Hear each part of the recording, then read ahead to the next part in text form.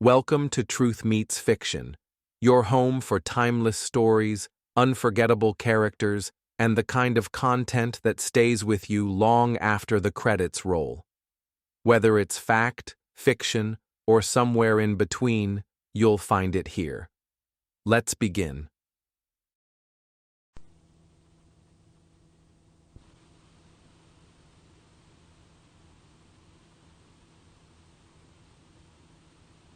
Harry, Peter, Spike. Do you remember when the days... if you touched the microphone, you'd have 10 BBC officials out. Leave that alone, that's BBC property, that. And there was a BBC plate. Except all the pockmarks on it, like... Yes, used by Tommy Henley and Ted Ray. Where from, Don? From the top, please. Ladies and gentlemen, I now present the Goons... Goons open! We've been together now for 40 years, and it ain't been a day. Bloody folks! It was the kindest way out. Thank you all. And now for an encore, Mr. Webster Smogpule will sing that lovely Mongolian saxophone solo for Cor Anglais and Cor Blamy, I Lost My Teeth in a Monastery Garden by Hurlston. Let me like a song. Oh, pardon me. Oh, let me like a soul, let it fall upon the field of the battle. We would like to announce that this was Smogpule's farewell appearance. But now to this week's great feature.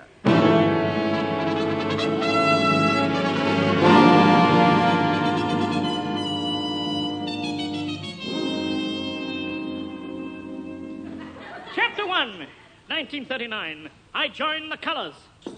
No, put me down. We met in North Africa, Spike and I. I mean, we were mates, a couple of army mates. We laughed at the same things. And when I came out of the army, it was a dodgy business, trying to get work. I was determined not to go back to the office I'd been in before the war. As a pay clerk in an office in Swansea. So I came up to London, did an audition at the Windmill Theatre, and got in. And Mike Benteen followed me into the Windmill Theatre. And I realised this fella's got the same sort of thing as Spike and I've got. So I went down to see him in the dressing room. And we had 3 and 6pence between us. So instead of eating anything, we went, to keep out of the rain, to the nearest cameo cartoon theatre and stayed round about 5 times, falling about screaming with laughter. And from then on, we've been mates, completely. And then I was working with Harry, doing Variety Bandbox, and I was writing him weird things. And the star of the show was Derek Roy, for whom Jimmy Grafton was writing. So he said, he wrote us a letter, and he said, our styles are clashing. Would you like to come down and talk it over with me? So we thought, great. Then we saw the address, Grafton Arms, Strutton Ground, near Victoria Street. And we thought, it's a pub. He owns a pub. So, of course, we'd go anywhere for beer in those days. That's all it, please. People who were in show business would get a drink there. That was the essential reason for us being there. And we somehow or other, gravitated there. I wasn't a drinker. I used to play the piano while they all drank. I remember that quite clearly. It was coming together. There was Spike and I started. Then I met Mike. So I introduced Spike to Mike. And it grew. Anybody who played the windmill went to Grafton's, which was Mike, Harry Secombe, Peter Sellers, Larry Stevens, who knew Harry from the windmill, Tony Hancock, Alfie Marks, Graham Stark was a chum of Larry Stevens, and in the end, pretty well the whole of what was going to be show business for the next 15 years was upstairs at Grafton's. You've never seen anything like it. Young, mad, enthusiastic and wild. Remember, we were all ex-servicemen. That was a big bond in those days. I don't mean a jingoistic bond. It really was a bond of mutual suffering, because we'd all been through it. All so earnest about this war, all so desperately killing each other. It's a goon show, isn't it? With blood. It's war, W-A-R, pronounced. We all of us, Mike Benteen, Harry, Spike and I, had this feeling that we had to do something. We had this thing inside us, we wanted to express ourselves in a sort of surrealistic form. We thought in cartoons, we thought in blackouts, we thought in sketches, we thought of mad characters, we thought of take a situation and instead of letting it end normally, let it end the other way, twist it around. Moriarty. Take a letter in gargling fluid. To the Postmaster General. Dear General, according to the shape of my knees, I believe that an illegal raffle for the equator is being held, and for certain monies I will reveal the organizer. Let's have that back, please.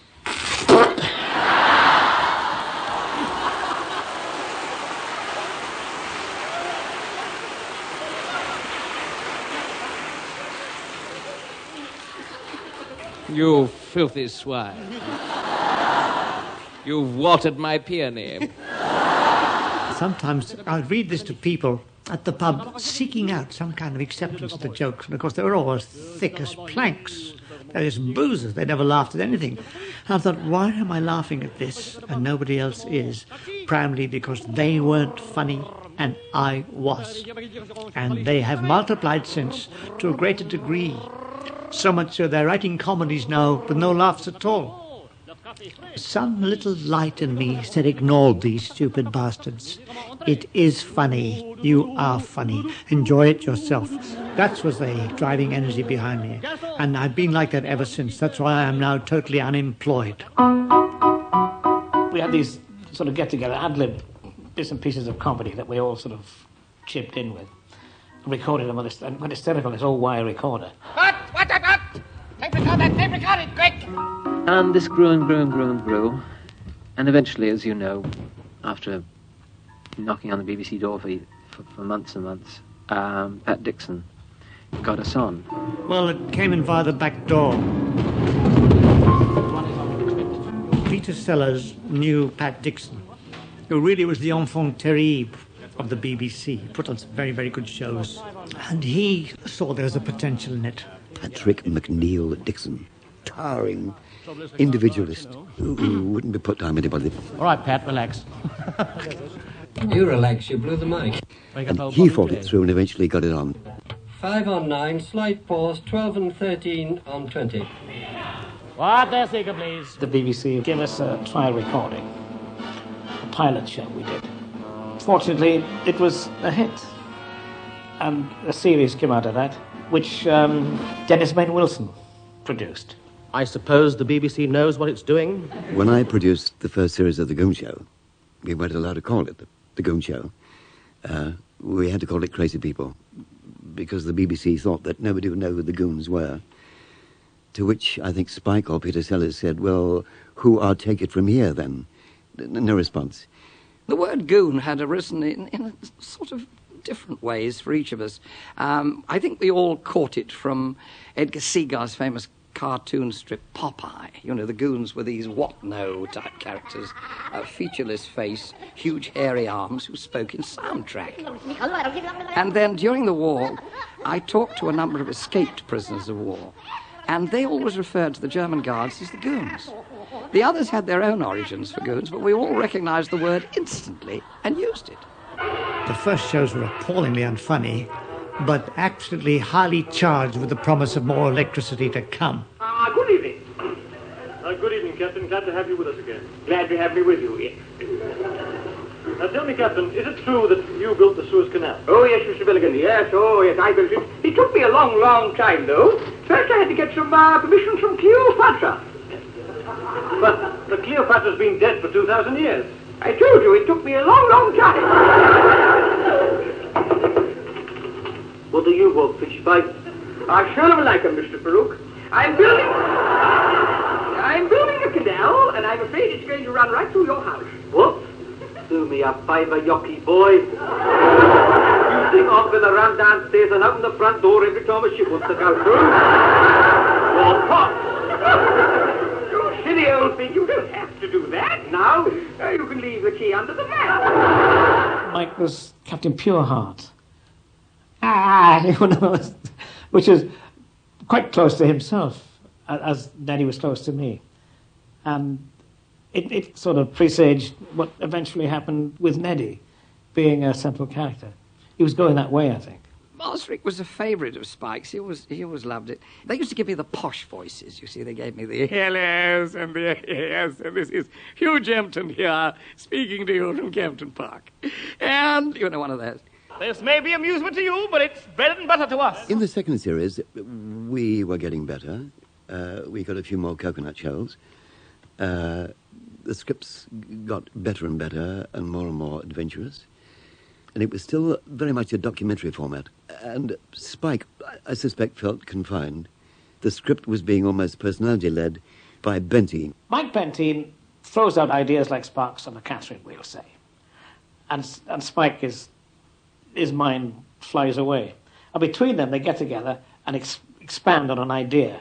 And perhaps at the end of the day, they both go home thinking the idea was theirs, which sometimes led to a little bit of friction, because Spike would think it was his and Mike would think it belonged to him. Everybody being an individual, which is the right of everybody on the planet, sees it slightly differently. We all laugh at exactly the same thing. On we plunged, through raging snowstorms. 3 weeks we battled on, right to starvation. Yes, many's the day we had to exist on a handful of caviar and champagne. Yes. The weight of our baggage became too much. In a moment of desperation, we ditched the following vital equipment. 1,800 weight of rusty iron piping with fittings. 24 lead budgerigar perches. 1 long, thin object with no fixed abode. 1 bronze bicycle with cement parachute ejector seat. 1 bus. Cardboard replicas of Nelson's column from the inside. 1 collapsible rubber mosque with detachable beard. That's enough, men. We daren't risk leaving any more behind. I mean, the humour that used to prostrate Spike and Harry also prostrated Pete and me, you know. McGonagall. May I introduce myself, sir. I am William J. McGonagall, poet and tragedian and twit. The nonsense novels of Stephen Leacock. One line, it was, something in the lad's upturned face appealed to him. He threw a brick at it. Now, that kind of thing. Essentially, they were the basis of the sort of pricking of the balloon of pomposity was the thing that made us laugh. Mike Benteen wanted to go into reality documentary and take the mickey out of the present state of the nation quite technically. The Brabazon airliner. If you will open the hangar doors, you can see the huge Brabazon airliner, a product of British genius. Start the engines! And you heard...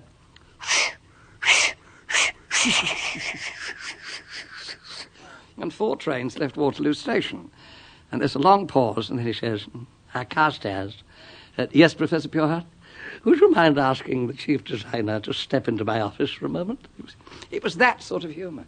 Spike wanted to take off and just disappear into, jet-propelled secret naffies and things like this. And some he had to give. What, Captain? After all that digging, do you know what they want to do with my beautiful canal? What? Fill it with water!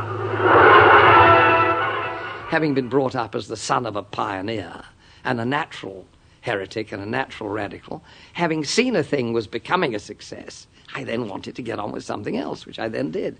I was myself veering towards writing a storyline away from these short sketches. Spike in the studio lacks confidence in himself. He said to me once, what I need then is a strong producer. It wasn't going to be me. I've tried it before. And there was a great drama producer, Peter Eaton. He was firm with the lads, because sometimes we were a bit boisterous and over the top, and he'd tell us in no uncertain terms, service terms, to pack it in. And we would, because he had that kind of authority. Very funny game. All right, let's have a rough run through, Blake. Stand by. He had a dramatic background. I think it was the song.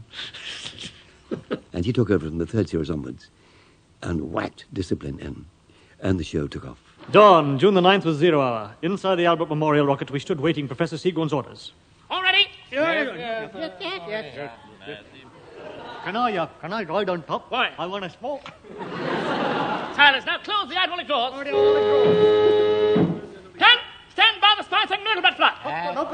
Eccles, check the Yakapakaga gauges. Claudio, stand by the thermostatic gyroscope. Check the mercurial compression of the internal dithermics across the coordinate radar on the ultra. Release the after-stock burners, raise the hydrostatic elements, and hurl lock of our third bits of the metric depressions. Do it yourself.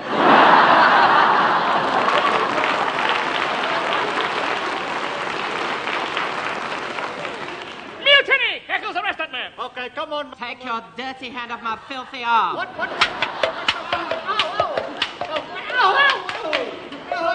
Well, you had enough? Yes, but it wasn't me. Never mind. We're taken off in 10 seconds from now.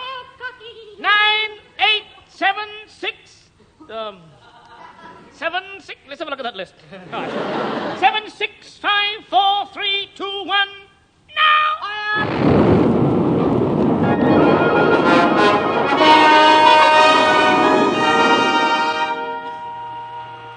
Strange enough, I think the four of us, it was pretty unwieldy with four. When it was stripped down to three, it seemed to work better. I'm not demeaning what Mike's contribution, of course, but that's how it seemed to work out eventually. Is this pre-recorded, this piano? It's all pre-recorded, is it? Yeah. Unfortunately, it's going bomb, bomb, bomb, when we should be more spread out. The rehearsals were hysterical because that was the time when it all came together. The first run-through would be hysterical because they'll be laughing and mucking about. And then when the band came in, you'd have a band rehearsal with the orchestra. Then it was a bit different because you were getting near the nitty-gritty. I'm in love with an old trombone.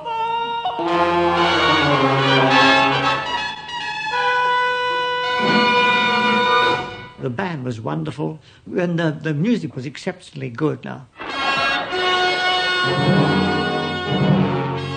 Angela Morley did all the writing for it. Very talented indeed. My job was to write cues for the programme, whatever Spike wanted, and to write this arrangement for Max Gelder every week. And so I did that for about 2 years. Then one day Stanley Black said he didn't want to do it anymore. So I got that opportunity. The links between were like Hollywood epics.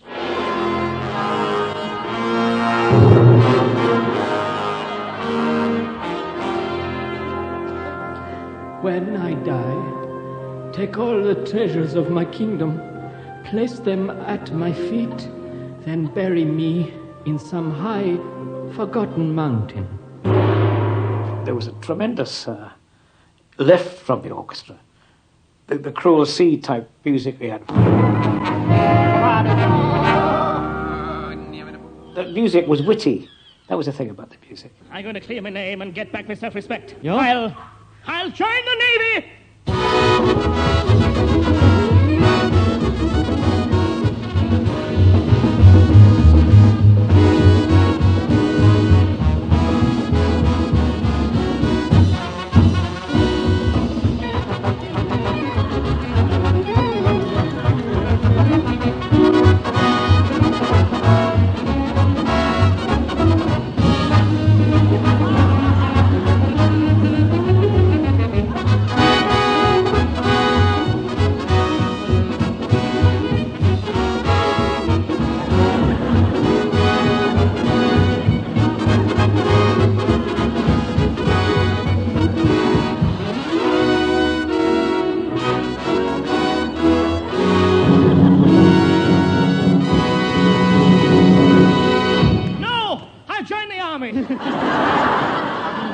Why? It's too damn noisy in the Navy.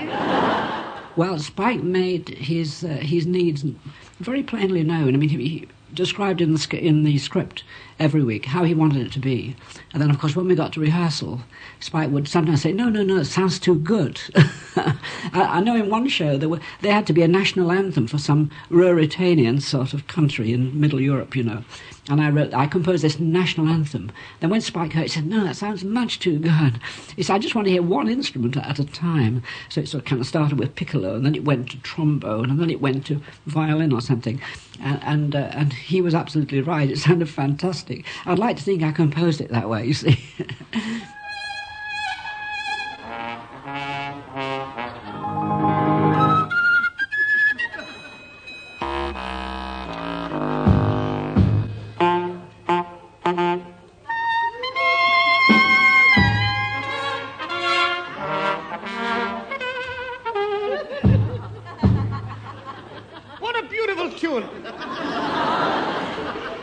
Has anyone set it to music? No one has had the courage. Obviously, when you started playing the scoring by Angela, there was something in it for everybody there. All the band felt as if they were really an important part of the show, which of course they were. And the musicians in the band loved doing the show, And sometimes they had little things to do, The George Chisholm sometimes had a line or something.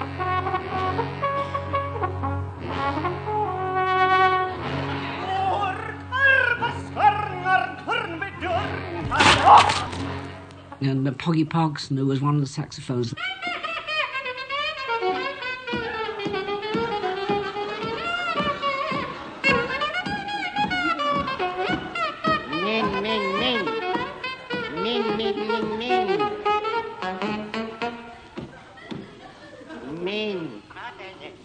And put it back in the fridge.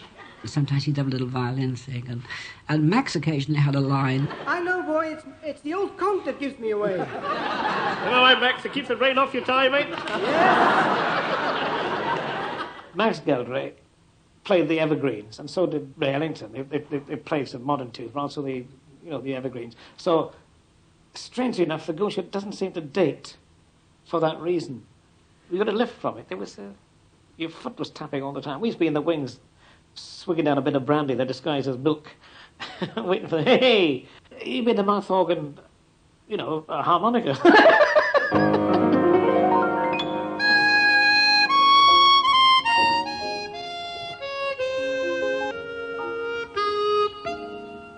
That's nice. God, blimey.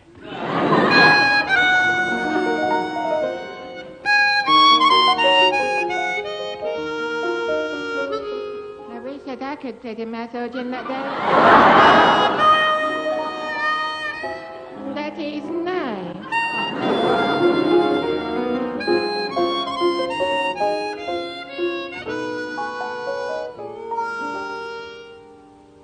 Ooh.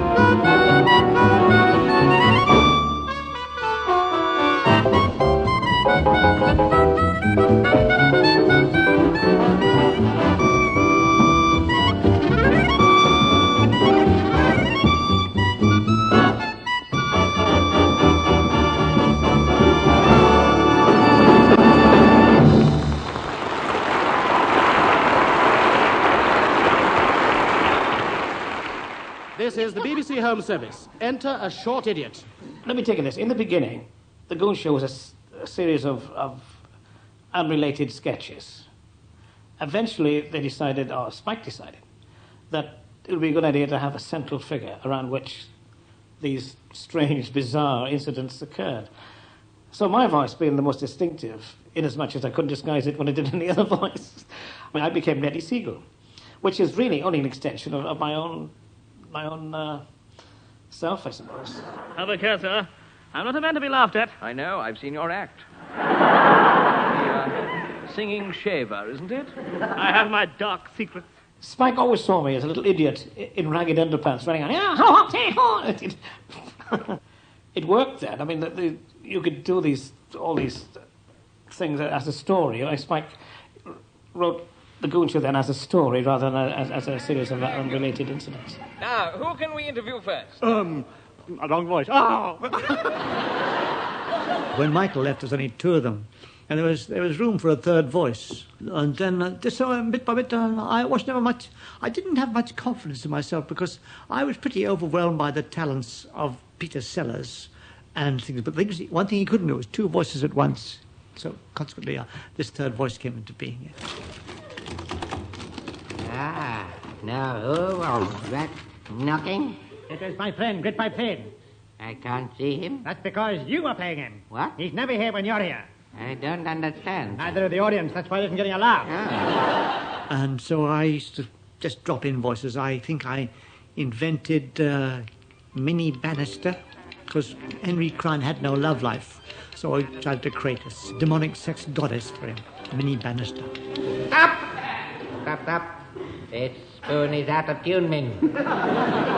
Have you been eating with it again? No! And what's that you're stirring the soup with? A violin. He's always got an answer, the old cow. No. And little Jim. I can't read this rubbish. He's fallen in the water. Moriarty. All the hangers-on. Yes. They were actually culled from real life. I travel the road, I travel the road, I travel the road in a military way. No! I was born in India, son of the Indian Army. And among the Indian Army were all the despotic majors and colonels that weren't allowed in England for stealing little girls' bicycle saddles. They'd been deported to India for this. They sold the regimental silver. They plundered the funds. They slept with all good-looking officers' wives. All lies, do you hear me? Lies. I was in Bangalore at the time. I deny every word. She's lying, I tell you. Lying, and so is Alice Girth and Mary Thewler and all the other women I'm molesting. They're all after my piggy bank, do you hear me? That was Bloodnock. He was a real character and a swine. And now over to the British military advisor to the Abyssinian Girls' School in Addis Ababa. Wait a minute. I haven't got my trousers on yet, please. Oh, that's better. Now.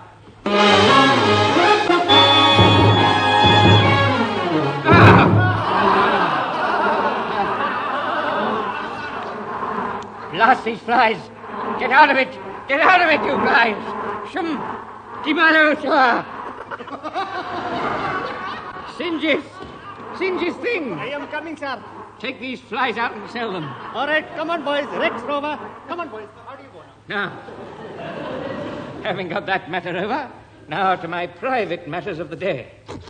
Dear madam, reference your advert in shop window and well-known photography magazine.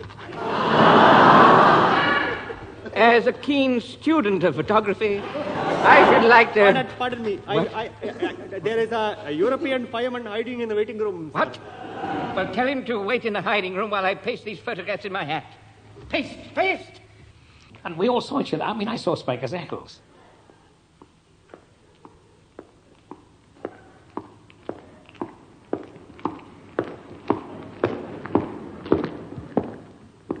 I'm the anti-climax. I think Eccles was haunted by Goofy, childhood love of my life was Goofy. I slightly refined him and made him more into Homo sapiens on a very low key, you know. He represented the loser in life, who always came up smiling out of every occasion and could not be defeated by logic. He could always overcome it. Like you ask him for the time, and he'd say, I've got it written down in a piece of paper here. Things like that.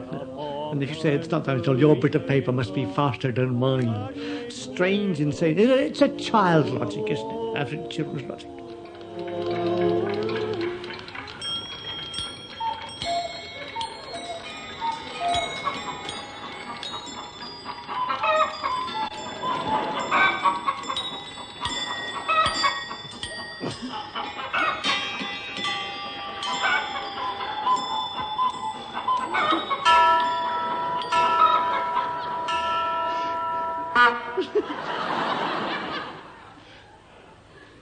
What time is it, Eccles?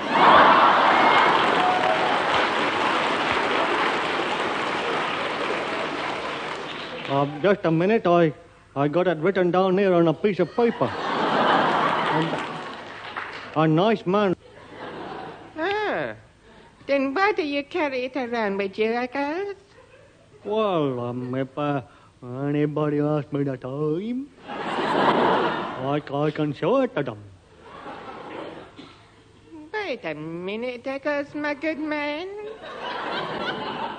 Is it, fellow? What is 8 o'clock is written? I know that, my good fellow. That's right. When I asked the fellow to write it down, it was 8 o'clock. Well, then, supposing when somebody asks you the time, it isn't 8 o'clock. Well, then I don't show it to them.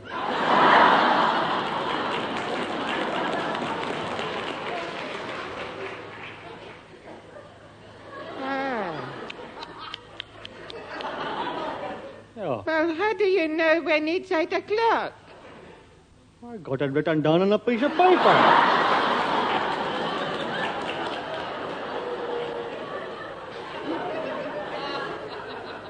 Piece of paper with the time written on? Oh. Here, Echo. Yeah? Let me hold that piece of paper to my ear, would you? Here. This piece of paper ain't going. What?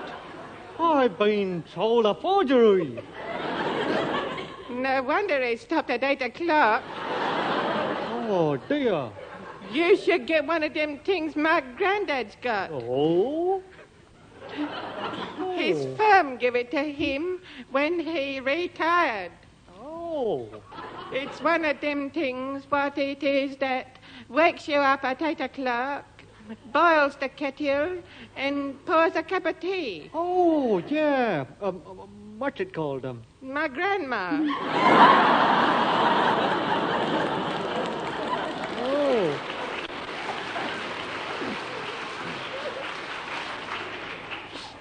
Oh. Oh, wait a minute.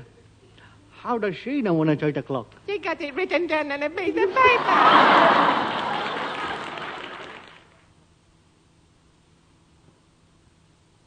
Every story leaves a trace, some in history, others in the shadows. If this one made you think, question, or shiver just a little, you're in the right place. This is Truth Meets Fiction. Until next time, stay curious, stay sharp, and don't believe everything you're told.